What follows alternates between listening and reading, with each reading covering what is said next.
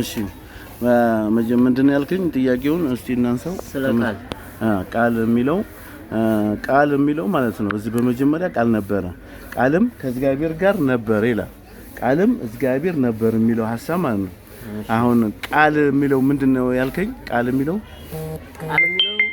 ይሆናል ብለው የተቀመጠ በፊት ይሆናል ብለው የተነበየላቸው ምንድነው ነው እነሱ እዚህ ጋር ማለት ነው አሁን መጀመሪያ እነሱ መጀመሪያ ቃል ነበረ የሚሉት ተቀምጧል እንደዛ ይመስለኛል በተስፋ ቃል በረካውን ግን እዚህ ጋር ምን መሰለ ይሄ ዮሐንስ ወንጌል የሚያስረዳው ማለት ነው በመጀመሪያ ቃል ያለው እዚህ ጋር ግን ስያሜያዊ ስም ነው የክርስቶስ ማለት ነው ስያሜው ስሙ ነው አሁን ለምሳሌ በእኛ በእስልምና ማለት ነው ናቀቱላህ እንላለን ወይም በይቱላህ እንላለን ያላህ ቤት ያላህ ግመል እንላለን ያላህ ግመል ስንል ያላህ ግመል አለው ማለት አይደለም ያችን ግመል ልቅና ለመስጠት ነው ግርማዊነትን ለመግለጽ ነው ገባ በይቱላህ ስንልም እንደዛ ነው ስለዚህ እዚህ ጋር አሁን ቃል ተባለው ኢየሱስ ማለት ነው አንደኛ በይኩኑ ቃል ነው የተፈጠረው ኩን በሚለው ቃል አላህ ወነፈخنا እንዳለው ማለት ነው ነፋንበት እንዳለው ማለት ነው ነፋንበት ያለው ማለት ነው ያ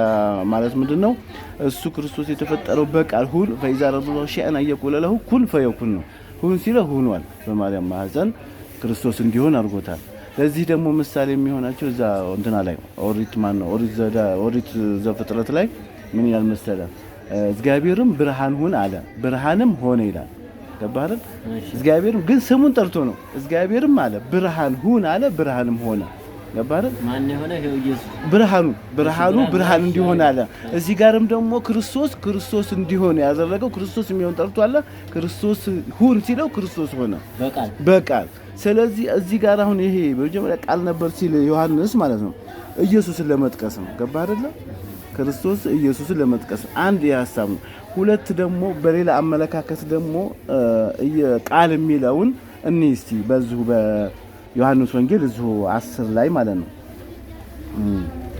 10 ላይ ምን አሉ መሰለ አይሁዶች ማለት ነው አይሁድም የምንወግርህ ተራሰው ሆነ ሳለ ራስህን አምላክ በማድረግህ የስድብ ቃል ስለተናገርክ ነው እንጂ ከእነዚህ ስለየትኛውም አይደለም ብሎ መለሱለት ለሱ ማለት ነው ኢየሱስም እንዲህ ሲል መለሰላቸው በሕጋችሁ እናንተ አማልክት ናቸው አልኩ ተብለው አልተጻፈምን የእግዚአብሔር ቃል የመጣላቸውን አለ አማልክት ካላቸውና መጽሐፍት ሊሻር የማይቻል ከሆነ ታዲያ እኔ አለ የእግዚአብሔር ልጅ ነኝ ስላልኩ አብ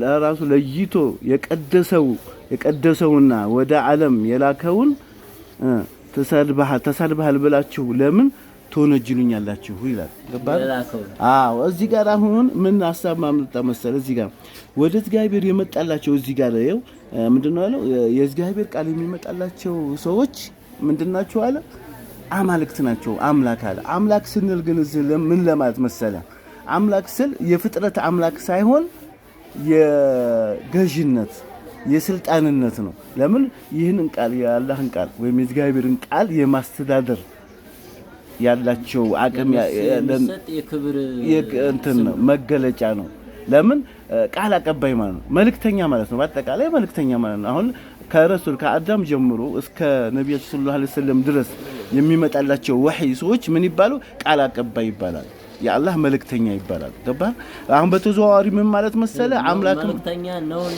ፈጣሪ አምላክ የሚለው ገዢ ማለትን እንጂ ማለት ነው አምላክ ስንል ፈጣሪ ማለት አይደለም መግዛት አንድ ነገር የህጉን ማስገዛት ገባህ አላህ የሰጠውን እንትን ቃል ወይም ወህይን ለህዝቦች ማስተላለፍ ማለት ነው ያማ መልእክተኛ ሲል እንደዛ ነው ግን አምላክ ያለው እዚህ ጥሩ ነው ጥያቄ አምላክ ብሎ ጠየቀ እንትን አለ እዚህ ጋር መጽሐፉ ምን መሰለ ምን የእግዚአብሔር ቃል የሚመጣላቸው ሁሉ ምንድነው መሰለ አማልክት ይባላሉ አማልክት ያለው ፕሉራል ነው ብዙሃን ነው አማልክት ማለት አምላክ ማለት ነው እቺ ደግሞ የእግዚአብሔር ቃል የሚመጣላቸው የእግዚአብሔር ቃል የመጣላቸው አማልክት ካላቸውና ይሄን ያለው ማለት ነው እግዚአብሔር ነው ራሱ ፈጣሪ ነው ያለው መጽሐፍ እንዲሻር የማይቻል ከሆነ ነው እያለ ያለው ገባህ ገባህ አሁን አምላክ ስነ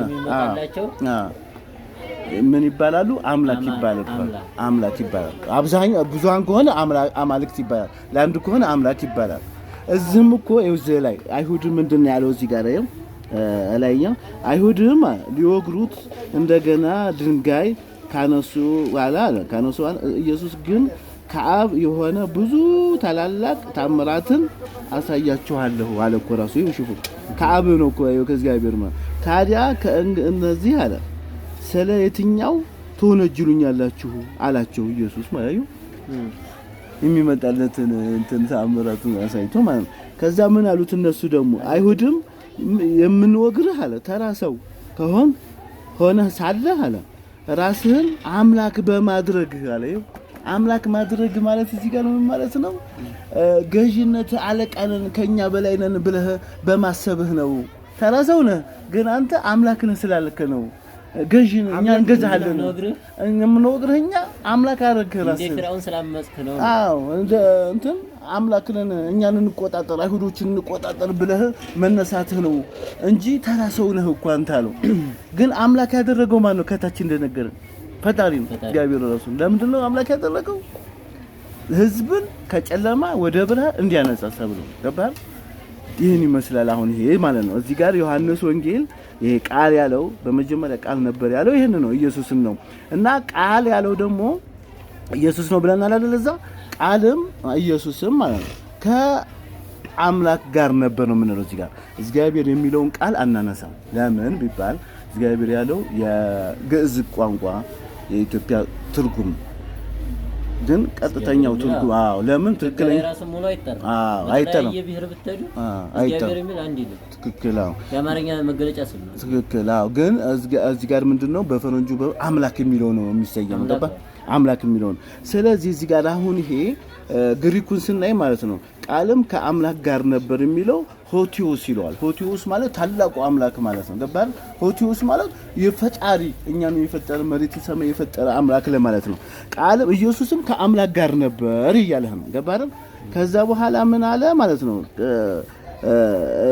ከዛ በኋላ ምን አለ? ቃልም እግዚአብሔር ነበር የሚለው ነው። አሁን እዚህ ጋር እንትን የሚለው ቃልም እግዚአብሔር የሚለው ሳይሆን የምንለው አሁንም ቃልም ከአምላክ ጋር ከአምላክ ሰው ጋር ነበር። አምላክ ሰው ነው የምንለው። ይሄ ደግሞ ቶንኪዮስ ይለዋል። ይሄ ሶስተኛውን ሲል ከአምላክ ማለት ቃልም እግዚአብሔር ነበር የሚለው ቃልም የአምላክ ሰው ነበረ ማለት ነው ትርጉሙ። የአምላክ ሰው ለምን አልነው ብለናል። ከላይ ዛሬ ተንተኝልሃለሁ። ምንድነው ያለው? የእግዚአብሔር ቃል የሚመጣላቸው ሰዎች ምን ይባላሉ ብለን አማልክት ገዢ ናቸው ብለናል አይደል እንዴ? እንደዛ ስለሆኑ ቃል አቀባዮች መልእክተኛ ማለት ነው። ገብቷል? ኢየሱስም የአምላክ ሰው ነው። ቃል ማን ጋር ነበረ? ቃል ማን ጋር ነበረ? ከእግዚአብሔር ከፈጣሪ ጋር ነበር ማለት ነው። ዋናው ፈጣሪ ሆቲዮስ የሚለው ማለት ነው። ይሄን ይመስላል አምላክና ማለክት በሚለው አምላክ እዛኛው ይሄኛው ሁለተኛው ስም ቃልም ከእግዚአብሔር ጋር ነበር ያለው ሆቲዮስ ነው። ይሄ አምላክ ከእግዚአብሔር ያለው ከአምላክ ጋር ያለው ሆቲዮስ ማለት ታላቁ ኃያሉ አምላክ ነው። እዚህኛው ደግሞ ቃልም ከእግዚአብሔር ነበር ያለው ደግሞ ቶንቶኒዮስ ይባላል። ቶንቶኒዮስ ማለት ይሄ ምንድነው? የአምላክ ሰው ለማለት ነው። እና ይሄን ይመስላል ይሄኛው ሐሳብ ማለት ነው። የተላከው ሰውዬ ማለት የተላከው ነብዩ ማለት ነው። ስለዚህ አሁን እዚህ ይሄን ስለሚመስል ማለት ነው ቀጣዩ ደግሞ እንሂድ። አይው ቀጣዩ ደግሞ ማለት ሁሉ ነገር በእርሱ ተፈጥሯል ይላል። በማንኛው በረከው አሁን በእርሱ ተፈጥሯል ሲል ኢየሱስ ነው። ግን አሁን እዚህ ቃል በቃል ስንሄድ ግን ማለት ነው ሁሉ ነገር በእርሱ ተፈጥሯል ስንል ኃያሉ አምላክን የሚጠቅስ ይመስለናል ሐሳቡ ማለት ነው። ገብቷል? ለምን ሁሉ ነገር ማድረግ የሚችለው ማን ነው? ፈጣሪ ስለሆነ ማለት ነው። ግን እዚህ ጋር ይሄን በምን እንተረጉመዋለን መሰለ? ያዝልኝማ ይሄንን በኦፊዮሲዮን እንሄድማ እዛ ላይ ምን ይላል መሰለ? ይሄውና ለዚህ ምክንያቱም ማለት እግዚአብሔር አስቀድሞ ያዘጋጀልን መልካም ስራ እንድንሰራ አለ በክርስቶስ ኢየሱስ የተፈጠርን የእግዚአብሔር እጅ ስራዎች ነን። ሰብተሩት ማን ነህን ያለው ኢየሱስ? ይሄ መጽሐፉ ነው የሚናገረው። ግን ይሄ ሐሳብ የሚጠቅሰው ለማን ነው? ለኢየሱስ ክርስቶስ ነው። ማለት እግዚአብሔር ባዘጋጀው ቀድሞ ያዘጋጀው አዘጋጅ አካል አለ። አንድ የተዘጋጀ ሰው አለ። ማን ነው? ክርስቶስ ነው። ክርስቶስ ምንድነው ስራው? ክርስቶስ ምንድነው ስራው? ከኃጢአት ወደ ንስሐ ከጨለማ ወደ ብርሃን የማንጻት የመፍጠር ማለት ነው። መፍጠር ማለት እዚህ ጋር ትርጉሙ ምንድነው ታውቃለህ? መፍጠር ማለት ነው ማደስ ማለት ተሐድሶ ነው። ገብቶሃል? ክርስቶስ ከመምጣቱ በፊት አይሁዳኖች ውስጥ ናቸው አይደል እንዴ? በወንጀል ውስጥ ወይም በተለያዩ በጨለማ ጉዞ ነበር። ክርስቶስ መጣና ምን አደረገ? ከያንን ጨለማ ጉዞ ወደ ብርሃናዊ መንገድ ማለት ነው እንዲመራ ምን አደረገ? እግዚአብሔር እሱን ላከው ማለት ነው። ቀድሞ ባዘጋጀው አለቁ ቀድሞ ያዘጋጀው ማለት መخلوق ሁሉ ፍጥረታት ሁሉ ለማለት ነው። ያን ያደረገው አለ እግዚአብሔር ባዘጋጀው ስራ እንድንሰራ በክርስቶስ ኢየሱስ ክርስቶስ ተፈጠርን ማለት ታደስን ማለት ነው። ገባህ? ተፈጠርን እዚህ ጋር ሁሉ ነገር በእርሱ ተፈጥሯል ሲል በክርስቶስ ሁሉ ነገር ተፈጥሯል ታድሷል ማለት ነው።